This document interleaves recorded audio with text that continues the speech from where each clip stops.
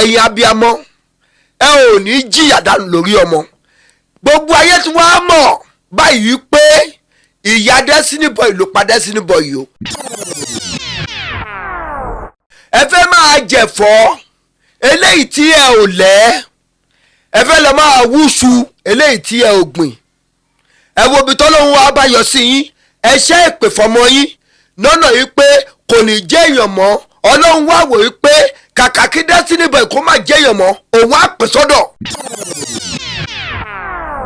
gbogbo àwọn tí ọmọ ra mọ́tò fún lẹ́ni gbogbo àwọn tọ́mọ kọ́lé fún lẹ́ni gbogbo àwọn tọ́mọ ń lọ sílùú òyìnbó lẹ́ni wọ́n jìyà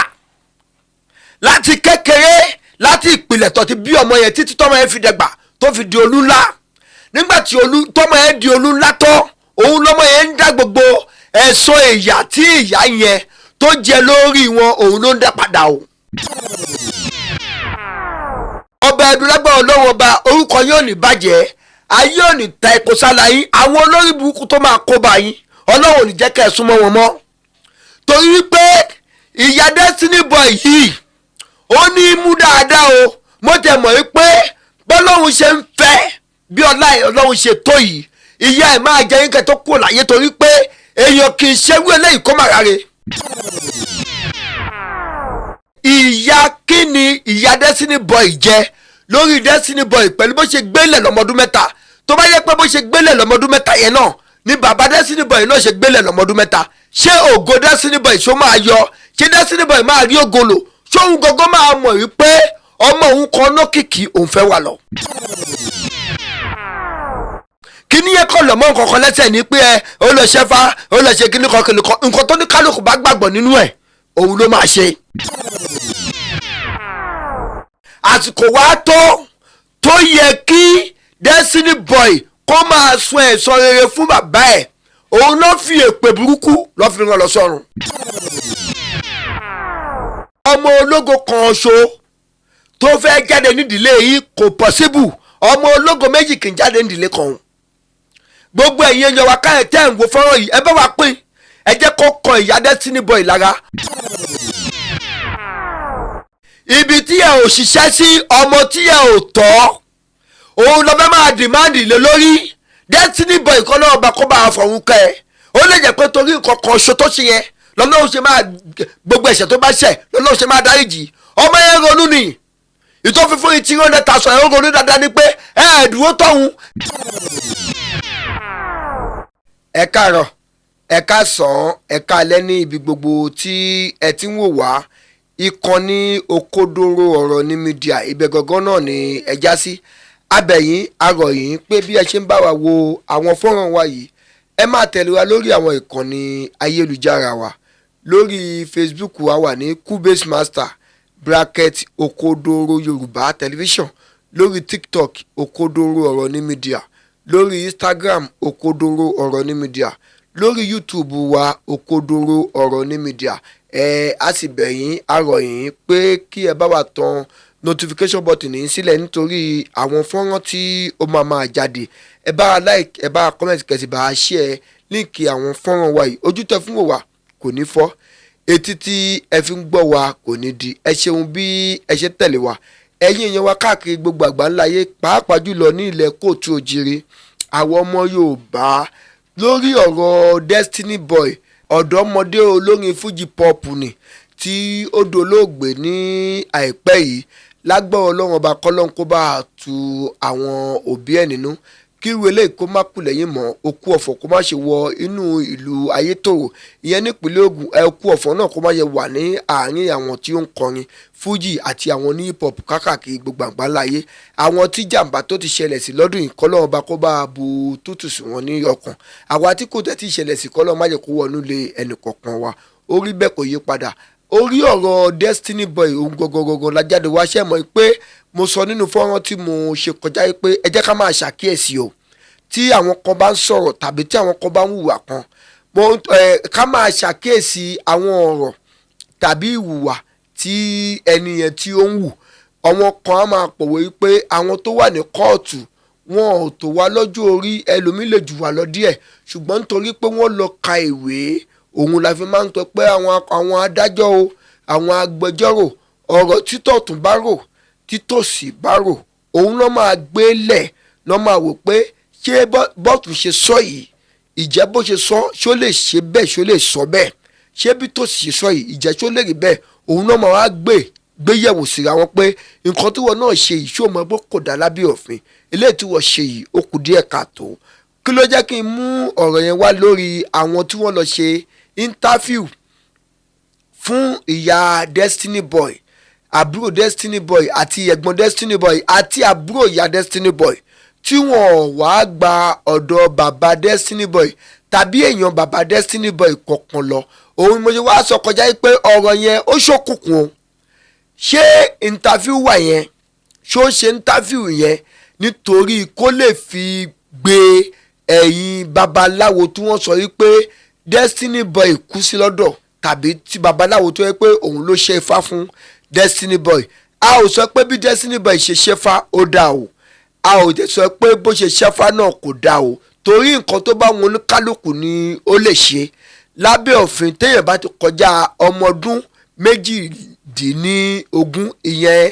18 years nǹkan tó bá wọn oníkálukú ló yẹ ṣe tí bàbá ẹ̀ bá ní má lọ bẹ̀rẹ̀ ó lè sọ fún bàbá ẹ̀ pé máa lọ torí pé ó ti kọjá ọmọ tí wọ́n lè máa control nǹkan tó bá wọn oníkálukú ló lè ṣe ṣùgbọ́n mo mọ̀ pé nǹkan rẹ̀ lè máa ṣe ẹ̀yin tẹ̀tẹ̀ ń wà lé náà nǹkan rẹ̀ náà ni ẹ máa gbé ṣe ní agbára Ọlọ́run ọba ṣùgbọ́n nítorí pé ẹni tó interview ìyá Destiny Boy àti ẹ̀gbọ́n Destiny Boy àtàbúrò Destiny Boy àti àbúrò ìyá Destiny Boy yẹn àwọn ìbéèrè tó ń béèrè bí wọ́n ṣe ń sọ̀rọ̀ yẹn à ń wò níwèé pé ó fẹ́ máa ṣe níṣe pé kí ìdọ̀tí kankan kó má ra ọba ẹ̀dùn lára torí ẹ̀mọ́ ṣeṣe ló fọ́nrán tó kọjá yìí pé ṣé apá kan ló máa ń bímọ ní ṣebí nílẹ̀ Yorùbá wá mi báyìí a mọ̀ pé bàbá àti ìyá lọ́jọ́ máa parapọ̀ lọ́ máa di òbí lọ́ máa fi bí ọmọ nílẹ̀ Yorùbá wa kẹ̀ ní àwọn àgbàlagbà wọn á ní bàbá ní ó nà ọmọ kí ló dún jẹ́ pé interview wà yẹn ọ̀dọ̀ wọn ìyá Destiny ni ó ń gbà mo wá ní ìkọ́kọ́ ṣókùnkùn bẹ́ẹ̀ o kábáníkàwò dáadáa ìkọ́kọ́ ṣókùnkùn bẹ́ẹ̀ tàbí ká tún gbé e báyìí pé bóyá interview yẹn ti lọ sọ́dọ̀ bàbá Destiny Boy ṣùgbọ́n nǹkan tí bàbá Destiny Boy tó sọ ń bẹ̀ nǹkan tó tún bẹ̀ ó ṣeé ṣe kó má ṣe é gbé sáyé òun ni wọ́n ṣe gbé sáyé mo sọnù fún àwọn tó kọjá yẹn ṣùgbọ́n nǹkan tó wá yà mí lẹ́nu jù níbẹ̀ ni pé àwọn àgbàlagbà wọn á máa pòwe wọn á ní àáfà sọ̀rọ̀ òjò kù ó sọ pé ẹ ò rí nǹkan òun sọ̀rọ̀ ó túmọ̀ sí pé ẹni Ọlọ́run lòun kò sẹ́ni tó mọ̀ o ṣùgbọ́n nínú ìgbà tí wọ́n lọ sí Destiny Boy sí ìlú Ayétòrò ní ìpínlẹ̀ Ògùn mi báyìí àwọn òṣìṣẹ́ orí ayélujára kan wọ́n béèrè ọ̀rọ̀ lọ́wọ́ àbúrò bàbá Destiny Boy lórí ìyá Destiny Boy wọ́n máa sọ̀rọ̀ ilẹ̀ má kún o nínú fọ́nrán yẹn wọ́n ní ọmọ ọdún 3 òun ni Destiny Boy wà tí ìyá ẹ̀ ti gbélẹ̀ tí ìyá ẹ̀ ti lọ ṣé ẹ̀yin èèyàn wá sí ẹ̀ gbàgbé pé ìyá tí wọ́n sọ pé ó gbé ọmọ ilẹ̀ ní ọmọ ọdún 3 fún bàbá ẹ̀ fáwọn èèyàn bàbá ẹ̀ fábúrò bàbá ẹ̀ fẹ́ẹ̀gbọ́n yìí bàbá ẹ̀ fún ìyá bàbá ẹ̀ tó fi bá tiẹ̀ lọ kò wò pé bóyá wà láyé kò wò pé bóyá wà láàyè kò dẹ̀yìn wò ó pé bóyá ó ń rí jẹ o tàbí kò rí jẹ o. ẹ jẹ́ ká fi òye sí i ó ṣeé ṣe nígbà tí ìyá Destiny Boy tó gbé Destiny Boy lẹ́lọ́ ọmọ ọdún 3 bàbá Destiny Boy lè wà ní ìṣòro kan tó ṣe kẹ́ńkà tó jẹ́ pé bóyá ìṣòro àìríjẹ ni o tàbí àìrímu ni o tàbí nǹkan míì òun ni ó ṣe fi bàbá Destiny Boy lẹ̀ tó fi gbé Destiny Boy lẹ̀ ní ọmọ ọdún 3 ṣùgbọ́n ìyá yẹn ó ṣàlàyé ọ̀rọ̀ kan bẹ́ẹ̀ ọ̀rọ̀ yẹn mú omi inú kan mi púpọ̀ torí wípé nínú fọ́nrán ibi tí wọ́n ti lọ sí òkú Destiny Boy yẹn bàbá Destiny Boy dákú bẹ́ẹ̀ àbúrò bàbá Destiny Boy ó dákú bẹ́ẹ̀ tí wọ́n domi lé wọn lórí tí wọ́n faraya pé ògùn náà gbòǹgbò òun ló lọ yìí ẹni tó ń dùn bàbá ẹ̀ nínú òun ló lọ yìí ẹni tó ń dùn àwọn èèyàn bàbá ẹ̀ nínú òun ló ń lọ yìí ẹni tó ń dùn gbogbo ìlú Ayétòrò nínú papọ̀ òun ló lọ yìí pé àwọn nọ́mọ ológo nílùú wọn ṣùgbọ́n tí wọ́n mọ̀ yìí pé èṣù àti ẹ̀ṣẹ̀ ó máa ṣẹ̀ nípìnlẹ̀ òjijì ìyá yẹn sọ̀rọ̀ nínú interview yẹn wọ́n ní nígbà tí Pàṣọ tó tó wá ṣeré ní ìlú Ayétòrò tí Destiny Boy tó pàfọ́ọ̀mù bẹ́ẹ̀ ìlú Ayétòrò tí yóò ní bàjẹ́ o ọmọ ológo míì tó máa gbógo ìlú yín yọ Ọlọ́run á gbé jáde ṣé ẹ mọ̀ wípé onójú àgbà tó máa ń fẹ́ kí èèyàn kó lọ sókè ó jẹ́ lójú èèyàn tó máa ń fẹ́ jẹ́ kéèyàn kó ga nílùú Ayétòrò wọ́n ti rí i pé ògo ni Destiny Boy wọ́n pawọ́pọ̀ wọ́n fọpọ́n pawọ́pọ̀ wọ́n tì nídìí wípé tí artist kọ̀ọ̀kan bá wá síbi báyìí o àfikọ́mọ̀ ìkó máa perform torí pé ó ti rí ògo lára ẹ̀ ṣé ẹ mọ̀ pé àwọn Yorùbá àwọn àgbàlagbà wọ́n á ní ọmọ tó bá máa já ṣámú àti kékeré ló tún máa ṣẹnu ṣámúṣámú kékeré ni Destiny Boy ti ṣẹnu ṣámúṣámú wọ́n ní nígbà tí Paso tó wá perform nílùú wọn gẹ́gẹ́ bí wọ́n ti máa ń ṣe tẹ́lẹ̀tẹ́lẹ̀ pé tí artist ńlá kan bá ti wá perform tàbí artist kọ̀ọ̀kan ṣá wọ́n máa kọ́ jẹ́ kọ́ ọmọ ológo ìlú yẹn kó kọ́ ṣeré Paso wá rí bí Destiny Boy ṣe ṣeré ọmọ wo lélẹ́yìí ọmọ wa ni ẹ lọ pé bàbá ẹ wọ́n pé bàbá ẹ dé Paso sọ fún bàbá ẹ pé òun fẹ́ máa mọ̀ ọmọ yìí lọ bàbá ọmọ àtọwọn èèyàn bàbá ọmọ ó sì fa ọmọ yẹn lé Paso lọ́wọ́ Paso bá mú dé kó. ìgbà tí Paso wá sílé ló mú Destiny lọ sí Èkó. Paso wá sáyé tòrò ń bí. bẹ́ẹ̀ ni ó wá ṣeré fún wọn ní compro ọmọ yẹn náà lòun fẹ́ kọrin bọ́mọ yẹn ṣe kọrin tí Paso lá ọmọ ta lélẹ́yìí òun fẹ́ máa mú lọ Paso fi mú lọ sí Èkó ìgbà tọmọ yẹn dẹ́kọ̀ tó gbúrò ọmọ yẹn ló di pé wàá lọ. lọmọ yẹn fi gbalé ló fi ń lọ sọ́dọ̀ ẹ̀ pé òun ò fẹ́ kí àwọn ẹbí kankan mọ̀ ó ti jẹ́ èèyàn kọ́ má bàa kó ba Láyétòrò. lẹ́yìn ìgbà tí Paso wá ṣòkèsì ẹ̀ Láyétòrò bí tí Paso mú lọ sẹ́kọ̀ọ́ nìyá yẹn ṣẹ̀ṣẹ̀ wá lọ. ló ṣẹ̀ wá lọ. láti gbogbo ọdún tó ti fi lẹ̀. tó ti fi sílẹ̀ kò wá o àwọn mẹ́tẹ̀ẹ̀ta ló dà sílẹ̀ fún bàbá wọn. èjì wo ni Destiny deko èjì wo ni Destiny wà nígbà tí Paso wá ṣeré ní Ayétòrò bí tó fi mú lọ sẹ́kọ̀ọ́. kò lè ju bí 7 years lọ. ó mì pé ọdún 4 nígbà tí ìyàwó kó wọn lẹ̀. ló ṣe lọ síbẹ̀ ló ṣe wà lọ ló ṣe sọ́ọ̀dì ló ṣe sọ pé ọmọ òun ni nígbà tó dé èèyàn tán. ibẹ̀ ni ìyá Destiny Boy ti gbóru ọmọ ẹ̀ tó fi trace ọmọ ẹ̀ padà lọ sílùú Èkó tó jẹ́ lọ́bọ̀ mọ́ pé èmi nìyá ẹ̀ o ṣùgbọ́n ṣàmọ́ pé kò sí nǹkan tá a lè ṣe sí ọ̀rọ̀ ẹ̀jẹ̀ láàrin ìyá sọ́mọ láàrin bàbá sí ọmọ bá gbà ó bẹ̀rẹ̀ sí ní ṣe dáadáa sí ìyá ẹ̀ ó ṣe dáadáa sí bàbá ẹ̀ ṣé wàá gbàgbé pé fọwọ́ kọ jáde lẹ́nu yọ́rẹ́ta yìí tí ìyá Destiny Boy bẹ̀rẹ̀ sí ní gbé Destiny Boy ṣépè ọmọ òun lòun mú òun jìyà lórí ẹ̀ ìyá kí ni ìyá Destiny Boy jẹ́ lórí Destiny Boy ẹ̀yin abiyamọ ṣẹbẹ́ ti wo fọ́nrán yẹn ìyá kí ni ìyá Destiny Boy jẹ́ lórí Destiny Boy pẹ̀lú bó ṣe gbélé lọ́mọdún mẹ́ta tó bá yẹ pé bó ṣe gbélé lọ́mọdún mẹ́ta yẹn náà ni bàbá Destiny Boy náà ṣe gbélé lọ́mọdún mẹ́ta ṣé ògo Destiny Boy ṣó máa yọ ṣé Destiny Boy máa rí ògo lò ṣóun gangan máa mọ̀ wípé ọmọ òun kan náà kìkì òun fẹ́ wà lọ. ẹ̀yin abiyamọ ẹ ò ní jìyà dànù lórí ọmọ gbogbo ayé tí wọ́n á mọ̀ báyìí wípé ìyá Destiny Boy ló pa Destiny Boy yìí o ìyá Destiny Boy fi èpè pa Destiny Boy ẹ̀yin abiyamọ ẹ̀yin ìyá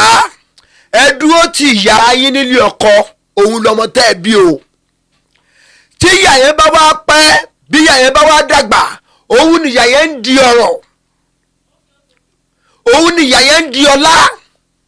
òun ni ìyá yẹn ń di gbogbo nǹkan tó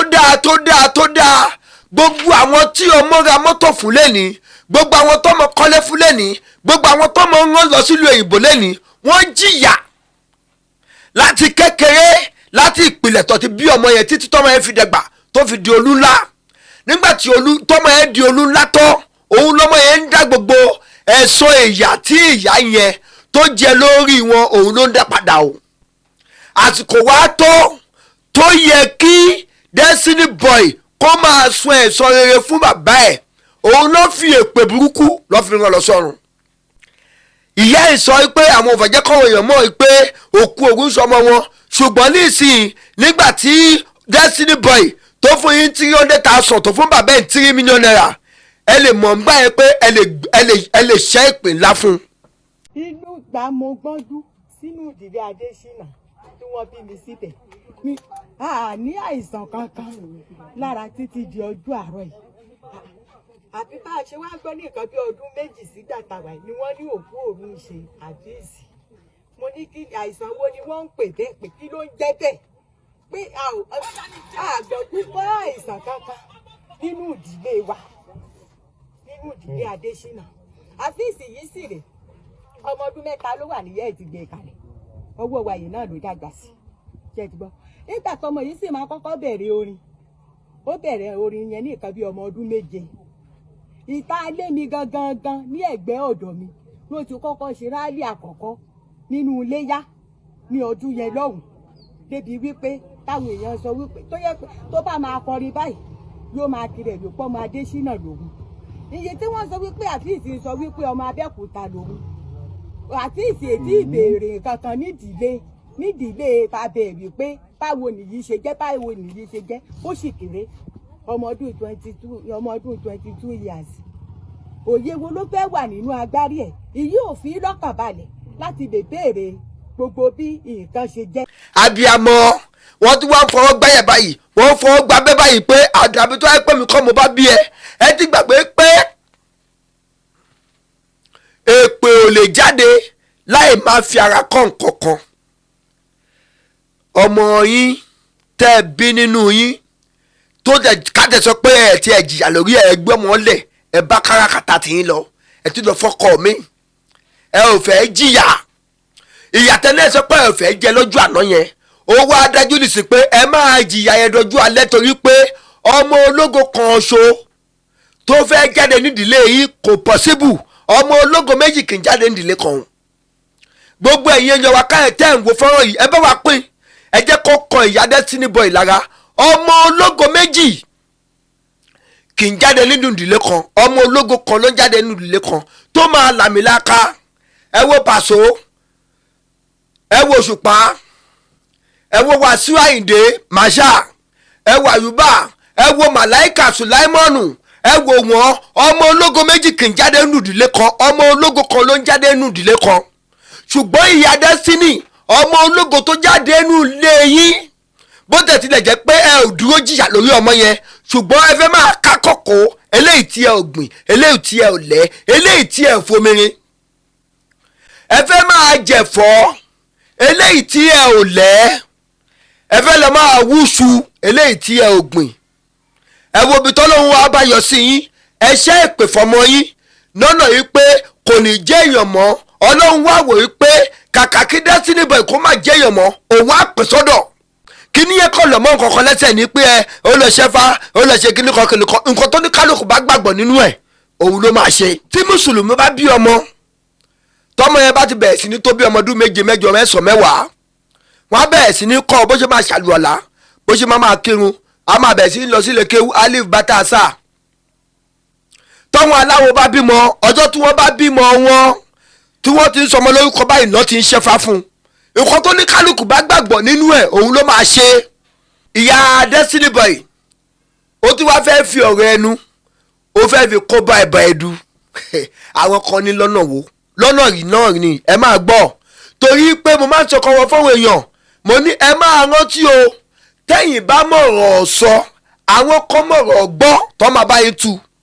ẹni ọmọ yín ò gbọ́dọ̀ lo nǹkan dúdú ọba ẹ̀dù náà mọ̀ ipe kò gbọdọ̀ lo nǹkan dúdú níbi tẹ́ ẹ jáde lọ́nà wọ́n sọ fún yín pé kò gbọdọ̀ lo nǹkan dúdú ẹ tẹ̀ mọ̀ yín pé ọmọ yìí ó súnmọ́ ọba ẹ̀dù náà nísìn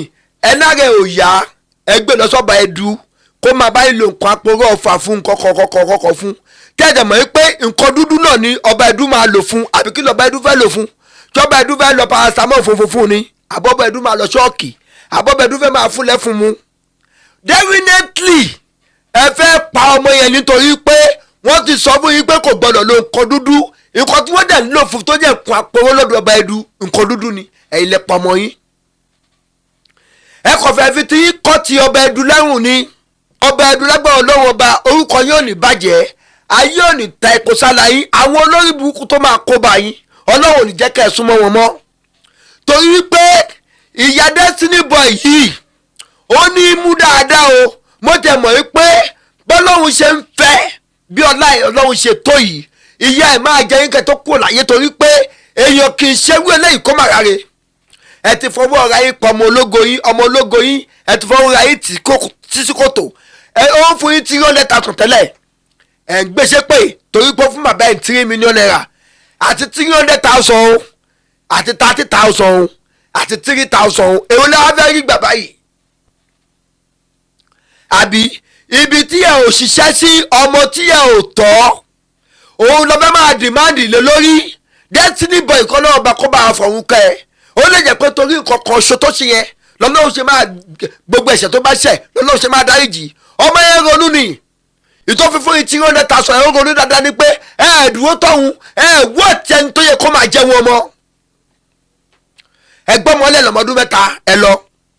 abájọ tí interview ayé oṣù lọ sọ́dọ̀ wọn bàbá destiny tá a ti gbọ́ wọlé tẹ́lẹ̀tẹ́lẹ̀ tó mo tẹ̀sọ́nù fọ́nrán mo ní kọ́kọ́ farasí sínú kinní yẹn o tí wọn interview wáyé tí wọn fi lọ sọ́dọ̀ bàbá destiny lọ béèrè tàbí àwọn èèyàn bàbá destiny interview yẹn gan ẹni tó ní àkáǹtì tó fi interview ìyá destiny yẹn gan pàpà ó ní nǹkan kan behind torí pé èèyàn ṣe wú nǹkan tí ìyá destiny ṣe ìkómújẹ tó ìbá yóò bá dáa tọ̀hún á dáa dáadáa o àti 3,000 àti 30,000 àti 300,000 ọwọ́ ta lẹ ti fẹ́ máa gbà báyìí ìyà ńlá ebi ńlá ó dúró dé yìí ọmọ ológo méjì kì í jáde inú ìdílé kan ẹ̀yẹ́ yẹn wọ́n táyì ń wò wá káàkiri gbogbo àgbáláyé ayé ò ní gbọ́ ọmọ ológo lọ́wọ́ yín ó kó dorú ọ̀rọ̀ ní mídíà ẹ má bá a wò ẹ má bá a pín ẹ comment ẹ share ojú tẹ fún wa kò ní fọ́ etí tẹ fún wa kò ní di ire o.